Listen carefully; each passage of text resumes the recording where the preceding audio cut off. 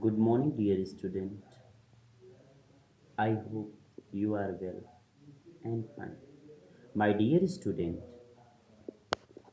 My dear student, today we will discussing about a most important topic of class 11th named polarity in covalent bond. Dear student, when covalent bond will form will occurs between homonuclear atom means similar atom.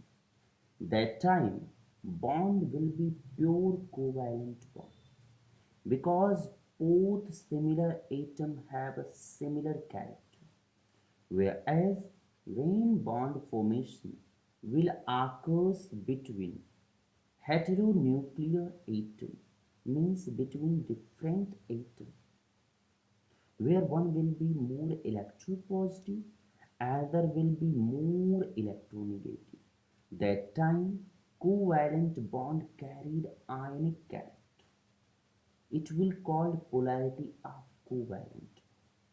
मतलब बच्चों अगर covalent bond जो है मेरे प्यारे बच्चों अगर covalent bond similar atom के मध्य हो जैसे दो हाइड्रोजन एटम के मध्य हो या फिर दो क्लोरीन एटम के मध्य हो या फिर फ्लोरीन एटम के मध्य हो या फिर फास्फोरस के मध्य हो या फिर सिमिलर एटम कोई भी ले लीजिए N2 के मध्य हो नाइट्रोजन के मध्य ऑक्सीजन के मध्य तो इनके मध्य जो कोवैलेंट बॉन्ड बनता है बच्चों वो क्या होता है प्योर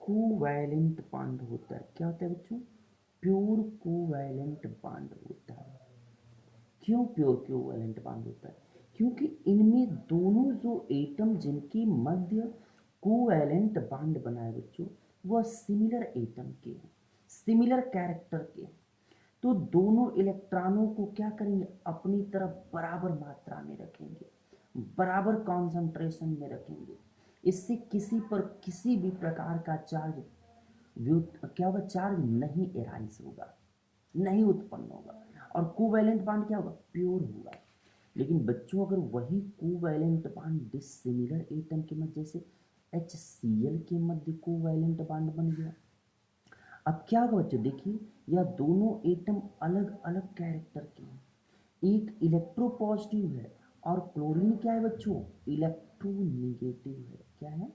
इलेक्ट्रोनिगेटिव है क्या है बच्चों इलेक्ट्रोनिगेटिव और जो इलेक्ट्रोनिगेटिव एटम होते हैं ना उनकी कैरेक्टर होती है कि वह इलेक्ट्रॉनों को अपनी तरफ खींच दे अब क्या करेगा बच्चों यह जो क्लोरीन है इस इलेक्ट्रॉन जो दोनों के मध्य म्यूचुअल शेयरिंग से बना है बॉन्ड उनके दोनों इलेक्ट्रॉनों को क्लोरीन अपनी तरफ खींच लेगा और जैसे ही अपनी तरफ दोनों इलेक्ट्रॉनों को खींचेगा क्लोरीन पर पार्शियल निगेटिव चार्ज और हाइड्रोजन पे पार्शियल पॉजिटिव चार्ज अब देखिए बच्चों क्या हाइड्रोजन और क्लोरीन के मध्य बना हुआ बॉन्ड जो है प्योर कोवैलेंट रह गया नहीं है अब इसमें आयनिक कैरेक्टर आ गया बच्चों क्या गया आयनिक कैरेक्टर और यह आयनिक कैरेक्टर कैसे आया है due to the polarity of electron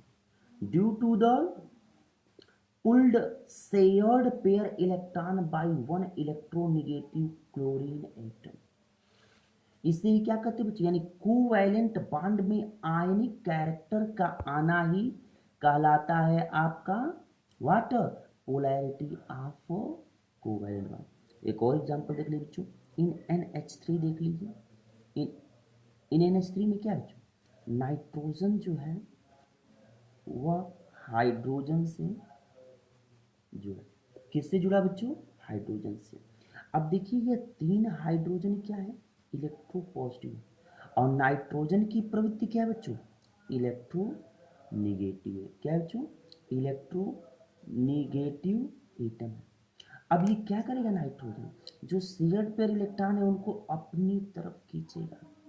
अब क्या होगा, यह कोवैलेंट बॉन्ड कोवैलेंट नहीं रह जाएगा, बल्कि इसमें आयनिक कैरेक्टर आ जाएंगे।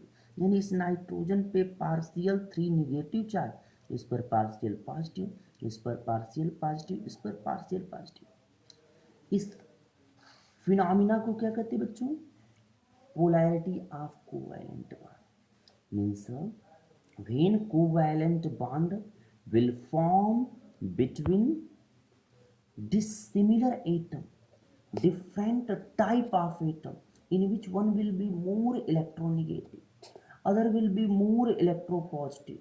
That time electronegative atom try to pull shared pair electron towards themselves and create partial positive and partial negative charge. This is called polarity of bond. आप एक और एग्जांपल देखिए बच्चों, let's hear another example in H2S।